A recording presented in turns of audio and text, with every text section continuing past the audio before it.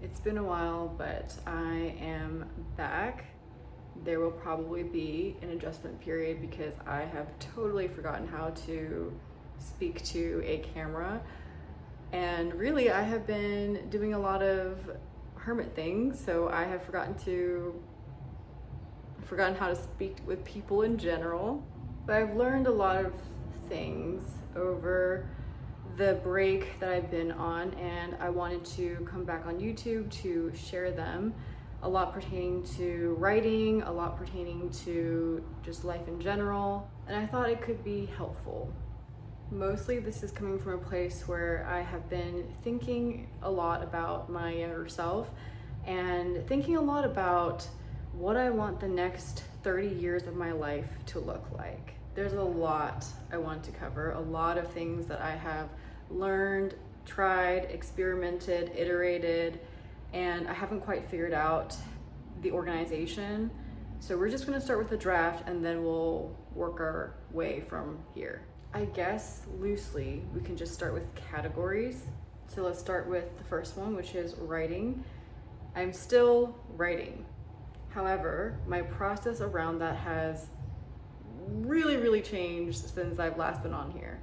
I think the main perspective shift for me has come from finally coming to terms, like 95% terms, that I don't want to ever have to rely on traditional publishing for an income. I've done a lot of research, I've really given it a lot of thought, and I don't like the model for traditional publishing. I think, yes, authors can break through and create a really robust lifestyle through writing, but I personally don't want the pressures of publishing, and I don't want the expectations of what they're asking modern authors now, chiefly in the realm of being on social media like 24/7. I know that I will never be that person who can be online at that volume. I am 100% an introvert, and every perceived extroversion that I may convey is a learned aspect. It's not natural to me, and it's incredibly taxing for me. And writing already being a taxing activity, I do not have the capacity to be on social media whilst I'm figuring out my writing and whilst I'm also managing my life. It amazes me how many years it took me to finally decide that I don't want to rely on publishing for my income as a writer, and I think that's a really important topic. I don't even want to hope for publishing because in every scenario that I think of, there is no reality with publishing that does not come with the territory of somewhat being socially active.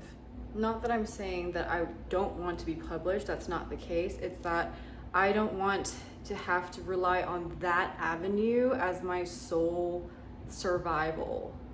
Writing, however, is really, truly an all-consuming endeavor. And I will say that it is a calling because you can't escape it. When people ask me if I enjoy writing, I say yes, I do. I could not live without it. However, I also say that if I could choose anything else, I really wish I could. I think this is quite a familiar sentiment amongst writers because in addition to writing being all-consuming, you are constantly teetering on the edge of insanity, and then also there's your livelihood to think about, which writers don't really get paid until they finish their work, and then that goes to market. We can do side jobs, we can do freelance things to support somewhat of a decent living, but in terms of our main work, we have to wait so long for there to even be a potential for financial gain. But the reality is that most of modern life is formed around bills or needing to have an income to sustain a livelihood, an existence on this earth. And so for writers, being that the really only income option is through publishing, unless writing is your secondary activity, which the tax overlords like to call a hobby, and unless writers can prove that we are bringing in a certain amount of income to then not make it count as a hobby, we are generalized as hobbyists. And that is so insane to me. I totally get it though, from the outside. Who really knows what goes on in a writer's world, as most of us are introverts and we are poring over books, we are researching, we are writing, drafting, redrafting, editing, going through all of that. But none of that matters unless we can sustain our lives, and hence there is this immense race toward publishing. It is a race because taxes are due every single year.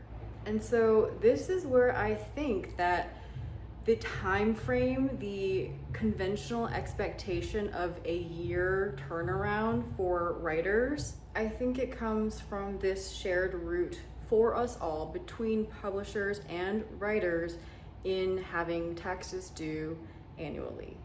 It's already difficult to change a system, and the tax system being one of the most obstinate of them all. I realize that the likelihood of a dream of being able to get into publishing without all of the modern expectations was probably not something to hold my breath over. I'm not saying the dream can't happen. For me though, I just don't want to be putting more thought into a dream that I feel that maybe I could solve with a bit of method. I think sometimes, yes, you should wait for the dream, and you can wait for the dream, but I think we also have the option to utilize our wills and our minds in more creative ways to accelerate those dreams coming closer to us. So I did a lot of restructuring my writing process. That took a long time because my brain was already so maxed out from the current process I was in that it was very difficult to take a step back enough to think outside of it.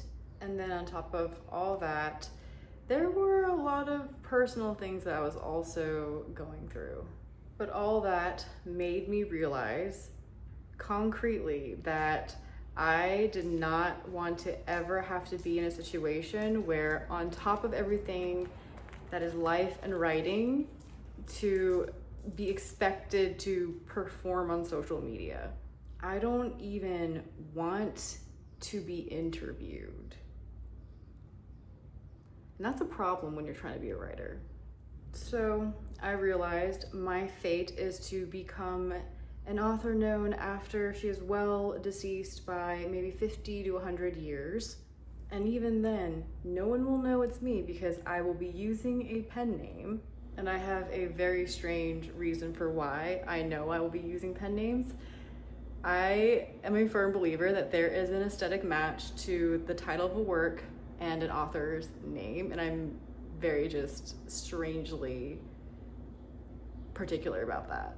Anyways, this tension between publishing and income and writing being resolved within myself, it freed me up to go as slow as I desire with writing and reading, and that has done wonders for me.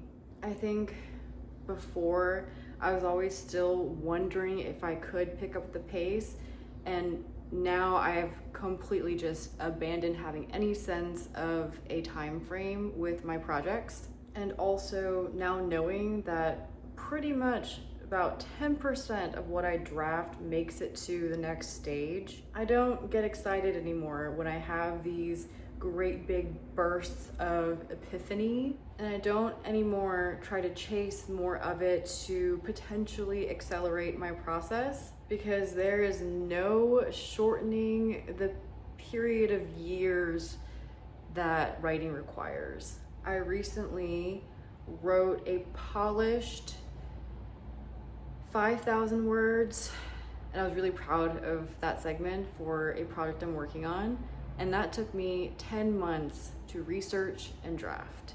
This was a very strangely difficult segment for me. I could immediately see that I had all these learning gaps I needed to fill, and I did not know how to navigate all of my gaps. So then I had to organize myself, and then I realized that my organization system was also not great, and I am not a Scrivener person, so it took me a long time to figure out my writing organization system to restructure it. But I figured it out with an entire planner and notebooks system. There's more. So down the road, I will be sharing about my systems. However, for now, we shall wrap this video up because my speaking limits have been met.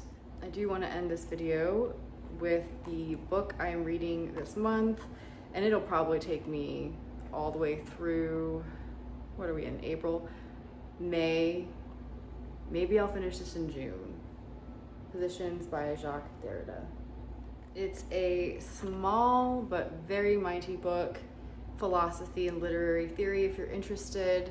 It gives you so much to think about per paragraph. I am at, I think, page 8. These are some of my notes I've been taking as my annotations. It really is so good. I am impressed by Derrida's thinking. But that's pretty much it for this video, and I will continue the categories in the next one.